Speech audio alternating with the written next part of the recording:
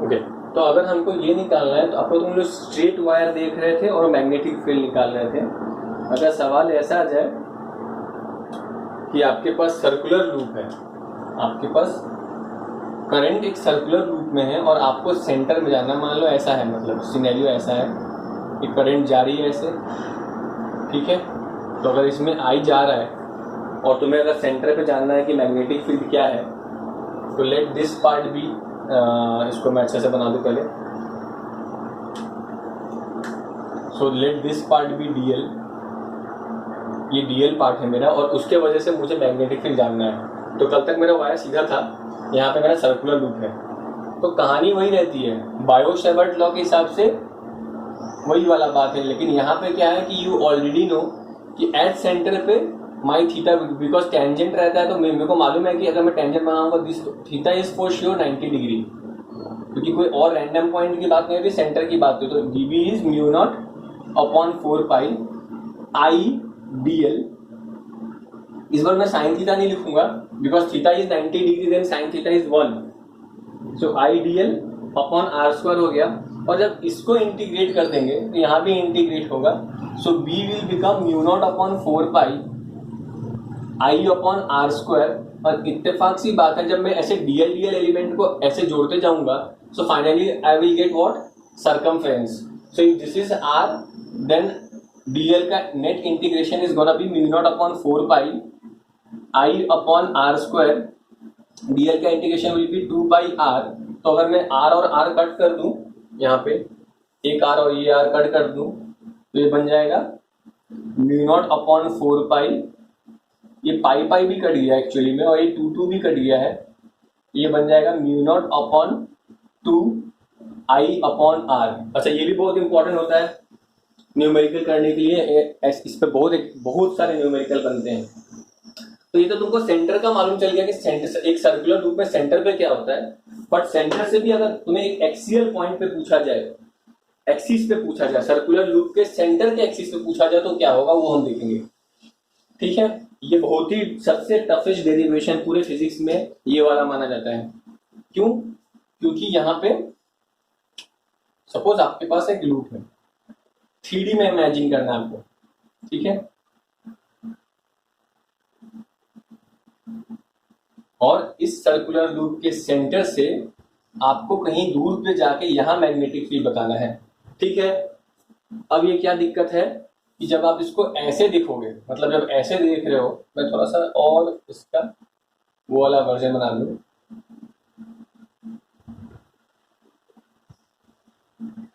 ठीक है। तो ये आउटर वर्जन हो गया, मतलब बाहर से देख रहे हो आप, ऐसा दिख रहा है।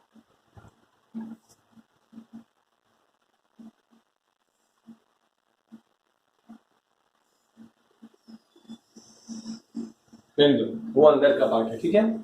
तो अगर ये मेरा 3D टाइप का बन रहा है, ऐसे साइड से देख रहे हो आप, तो मैं इसको थोड़ा तो शेड करना ही पड़ेगा ताकि समझ पाओ। तो ये लूप है मेरा। तो फिर वही वाली बात, किसी भी अगर इसमें करंट अगर आई आ रही है, मान लो फिलहाल अभी करंट इसमें आई है, ठीक है, तो आप इसमें एक डीएल एलिमेंट कंसिडर करोगे। तो सपोज तुमने यहाँ पे एक छोटा सा एलिमेंट, ये वाला जो एलिमेंट है, इसको डीएल मान लिया है, ठीक है। और अगर ये मेरा डीएल पार्ट है तो इसके वजह से मुझे मैग्नेटिक फील्ड यहाँ जानना है क्या है। तो पहले तो आपको इसका दिशा समझना पड़ेगा। तुम क्या सीखे हो कि अगर कोई वायर है, इसमें करंट ये है, तो इसको जैसे पकड़िए और उसके सामने जो होगा वो मैग्नेटिक फील्ड होगा। ये वायर है, आप इसमें करंट जा रहा है और सामने ऐसे से यहाँ है, तो यहाँ मैग्नेटिक फील्ड होगा, यहाँ पे क्रॉस होगा, ठीक है, और यहाँ पे डॉट होगा, क्योंकि जब आप ऐसे पकड़ोगे तो ऐसा निकलेगा। तो बेसिकली जब आपका वायर ऐसा होता है, आपको ऐसे r डिस्टेंस से पूछा जाता है, तो आपका मैग्नेटिक फील्ड ऐसे होता है, ठीक है। दिख रहा है ये क्या मैं दिखा रहा हूँ 3D में? वायर ब्लैक वाला पेन है, red pen is my distance, but magnetic field का डायरेक्शन वुड बी व्हाट, ऐसा, मतलब बेसिकली परपेंडिकुलर होगा, इनटू द प्लेन होगा, ठीक है। सब लोग को देख पा रहे होंगे शायद मैं क्या बोलना चाह रहा हूं। ये फ्रंट व्यू ऐसा, तो अगर मेरा वायर ऐसा है, ठीक है, और मुझे जानना है कि मेरा मैग्नेटिक फील्ड क्या है, एक मिनट होल्ड करना।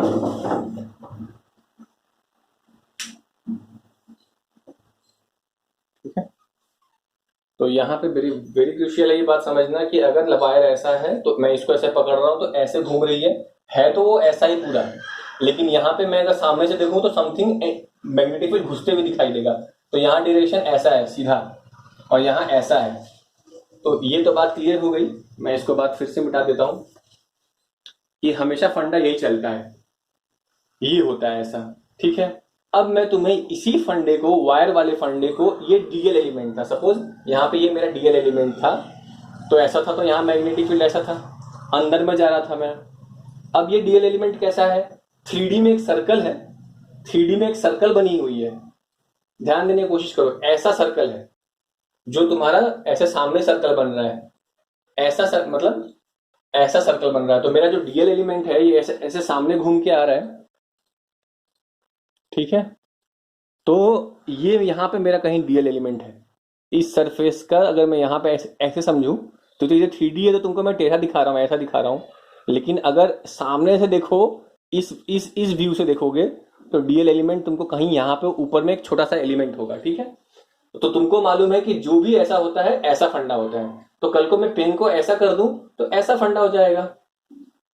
तो अगर यहाँ डीएल एलिमेंट है तो इसके एग्जैक्ट सामने अगर मुझसे कोई पूछता तो मैं बोलता कि इधर जाएगा। आई होप सब लोग समझ पा रहे हैं मैं क्या बोल रहा हूं कि जब सीधा वायर रहता है और ऐसे डिस्टेंस से पूछा जाता है तो मैग्नेटिक फील्ड ऐसे निकलती है, और जब यही वायर जब ऐसे हो जाएगा तो ये मेरे साथ साथ ये भी घूमेगा तो मैग्नेटिक फील्ड ऐसी हो जाएगी, तो ये मेरा डीबी हो जाएगा। ठीक है, लेकिन मुझे इस डीएल की वजह से यहां नहीं पूछा गया है, मुझे इस डीएल की वजह से यहां पूछा गया है। तो फिर वही वाली बात, मैं इसको ऐसे पूछा नहीं गया है। तो अगर मुझे कहीं और पूछा गया है तो सिंपल सी बात है, अब क्या कहानी है कि ये ऐसा था। यहाँ पे मैं एक पेन को बाहर रख देता हूँ, इस एलिमेंट यहीं पे है, किसके वजह से मुझे यहाँ पूछा गया था।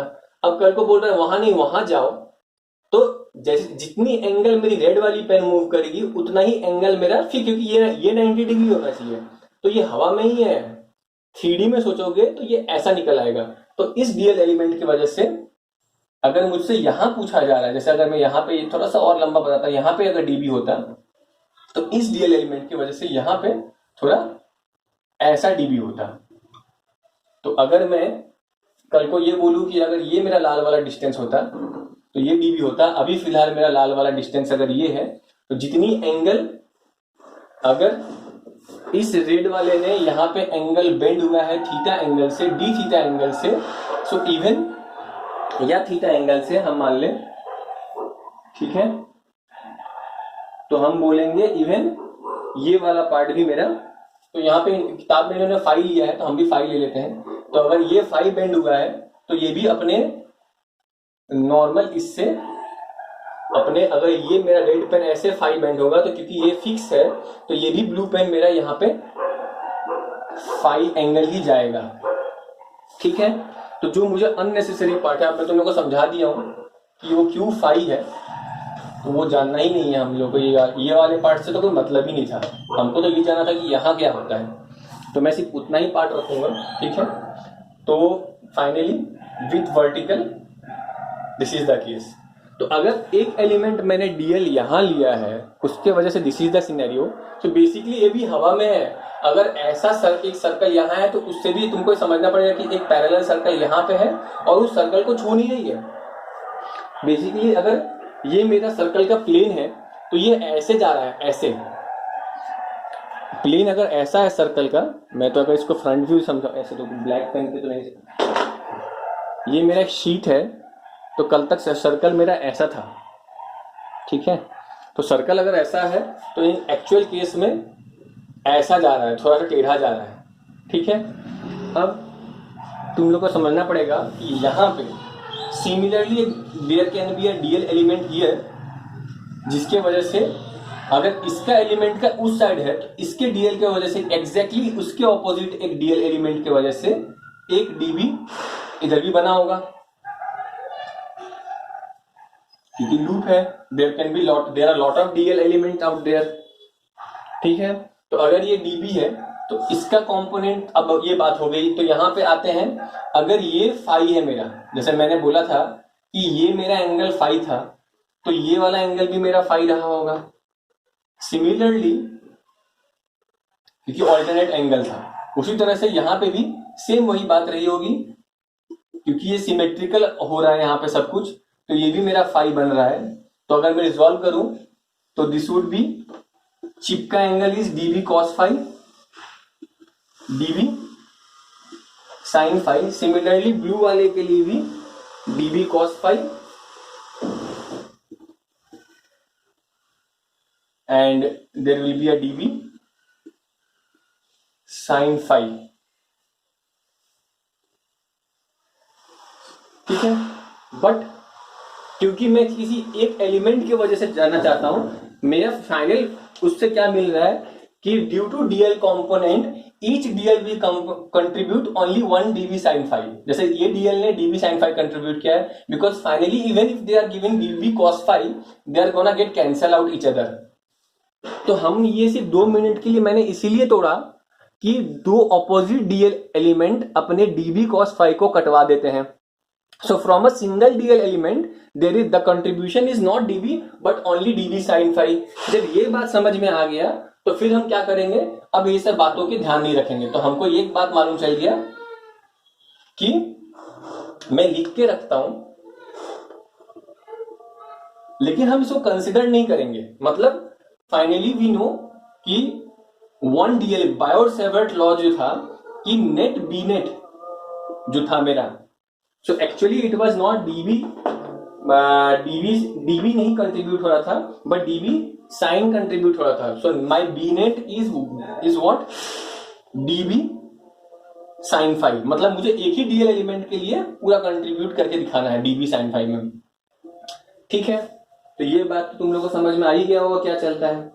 उसके बाद अगर बायोट-सेवर्ट लॉ आते हैं, तो बायोट-सेवर्ट तुम लोगों को मालूम है कि dB का ये हो गया तुम्हारा कि हर डीएल एलिमेंट मेरा डीबी साइन फाई कंट्रीब्यूट कर रहा है। तो नेट अगर मुझे इस पूरे लूप के वजह से यहां जानना है, तो मुझे डीबी साइन फाई को इंटीग्रेट करना है, ना कि डीबी को इंटीग्रेट करना है। अब किसी भी डीएल एलिमेंट के लिए जो नॉर्मल डीबी होती थी, वो तो तुम बायोट-सेवर्ट लॉ से निकालते थे, which was mu naught upon 4 pi I dl sine theta upon are square से निकालते थे। ये तो तुम्हारा बायोट-सेवर्ट लॉ पहले से तुम लोग को मालूम है, जो तुमको सिखाया गया कि कोई भी अगर डीएल लेंथ है, तो ये डीएल लेंथ थी, ये डीबी भी था, बट उसका component only dB sine phi would be included for the entire circumference, for the circular circumference only dB sine phi will be integrated, उस डीबी का हिस्सा। बट डीबी का भी फॉर्मूला जाना था, तो वो तो मैं साइन अपने इससे ले आ सकता हूं। अब थीटा होता क्या है, तो सिंपल सी बात है, अगर डीएल एलिमेंट ऐसी है और मैं ऐसा डिस्टेंस से निकाल रहा हूं, तो ये मेरा थीटा है। देखो मैंने क्या सिखाया था कि वायर ऐसी होती है, डीएल एलिमेंट ये होता है, और जो डिस्टेंस पे जाना है उसके बीच का एंगल होता है। तो फाई और थीटा में बहुत फर्क है। थीटा ये एंगल है जो वायर का पार्ट, और जो डिस्टेंस का पार्ट है मेरा आर है वो है। तो यहाँ पे अगर ये मेरा आर है तो ये मेरा थीटा है, theta is 90 degree. So basically now I can say कि my DB is mu naught upon 4 pi I DL R square sine of phi. तो यहां पे ये मैं तो लिख सकता हूं। ठीक है, अब इसमें भी कुछ टर्म्स हैं, जैसे अगर मैं तुमसे पूछूं, आर तो मालूम चल गया तुमको क्या है, ठीक है। तो मैं तुमसे पूछूंगा कि व्हाट इज, ये मेरा आर था।